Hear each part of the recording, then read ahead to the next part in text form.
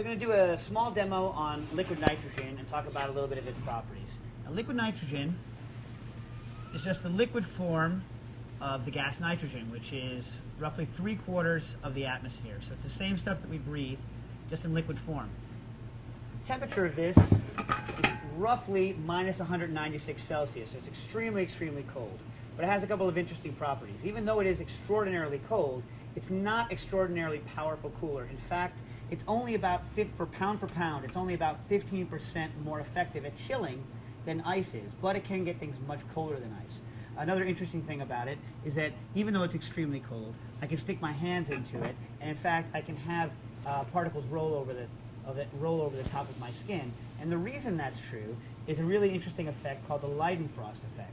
What happens when it hits my skin is that a vapor layer of nitrogen is instantly formed around my skin, and that layer insulates me so that I'm not getting the full effect of the temperature on my hands. If I were to put my hand against this cold piece of stainless steel, on the other hand, I would not have that vapor layer formed, and my hand would be horribly burnt by the cold.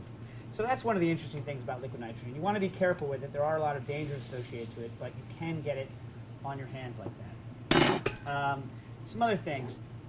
One of the things I like to do with liquid nitrogen is demonstrate how different things have different amounts of energy they can impart, right? So every substance has a different specific heat. What that means is it takes more or less energy to increase or decrease it by a certain temperature, right? So these are lemons, and lemons are mostly water, right? So water has a very high specific heat, so which means that it can store a lot of energy, much more so than oil can or than air can.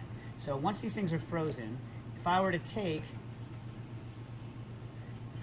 one of these lemons and I were to stick it in my mouth right now, my tongue would be horribly burnt, mangled, really ruined.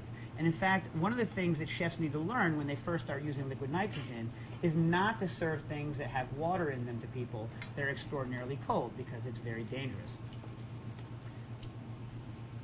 Another interesting thing about citrus, when you freeze it, is it becomes extremely brittle, and you can break the citrus into the individual pieces.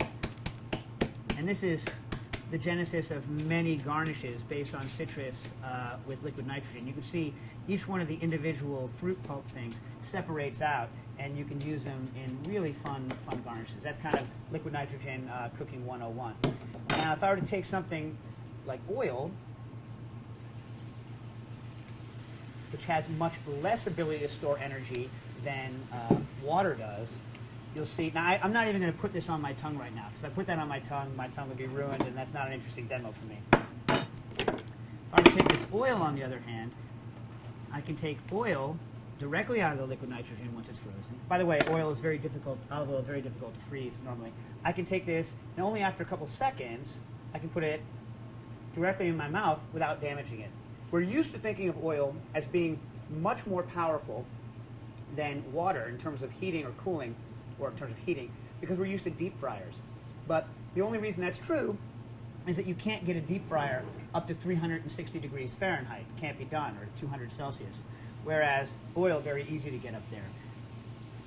You can take oil that's at the temperature of boiling water, 100 degrees Celsius, and you can keep your hand in it for a very long time, because oil is actually a very poor, has a poor conductor of heat compared to water, and also has a lower specific heat than water. So these are marshmallows.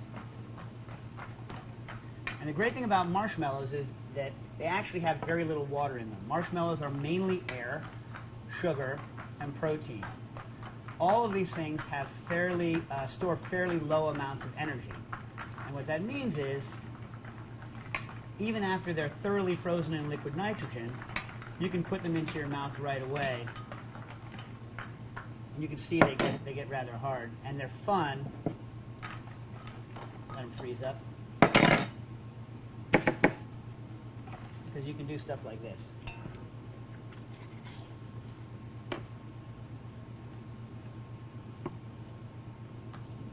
And the mist from the marshmallows escapes through your mouth, through your nose, and it's a lot of fun. Everyone likes doing this. Adults like doing this, kids like doing this.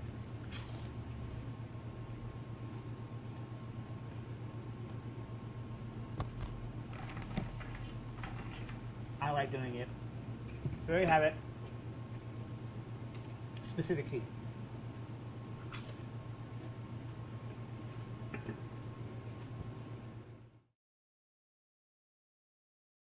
We have talked a lot about heating so far, but when Dave Arnold puts lemon wedges and marshmallows into liquid nitrogen, we clearly aren't heating things, we're cooling things. But as Dave Arnold points out, a lot of the same principles still apply, and the specific heat is still important. So liquid nitrogen is quite cold. It's minus 196 degrees Celsius. And this is much, much colder than room temperature. And so you can imagine from the perspective of a nitrogen molecule, if you were at this very, very low temperature and you suddenly encountered room temperature, it would be incredibly hot. It is so, so much hotter at room temperature than at the temperature of liquid nitrogen. And since liquid nitrogen is so cold, it is often used in industry and in the kitchen to cool things down. So for example, you saw Dave Arnold cool down a drink glass before he poured the drink into it. And this is used in many, many other applications as well. So when the liquid nitrogen comes in contact with room temperature or with room temperature objects such as the lemon wedge or the marshmallow, it immediately starts to boil. And since the temperature is so large, the difference and the boiling that you see is kind of similar to what you would see if you're frying French fries at about 250 degrees Fahrenheit. And the oil is very hot and the French fries are at room temperature as you put them in. And so the boiling you see as Dave Arnold adds the lemon wedge is actually the bubbles of boiling. And similarly, the vapor you see is also the vapor of the liquid nitrogen boiling off. And so this huge temperature difference is actually what makes it possible for you to very quickly stick your hand into the liquid nitrogen. I wouldn't really recommend you keeping your hand there because you'll burn terribly, but very quickly it is possible. And the reason for this is that this big temperature difference makes it so that there's a vapor layer that is insulating that protects you from burning. And so this is also when you see some liquid nitrogen spilling on the table or on the floor, you'll see a little sphere of liquid nitrogen just sort of rolling along quite beautifully. And this is for the same reason. There is this layer of vapor around the drop that protects it from just sort of landing on the surface and just sort of sitting there. And this is similar to what would happen if you've ever spilled water on a stovetop.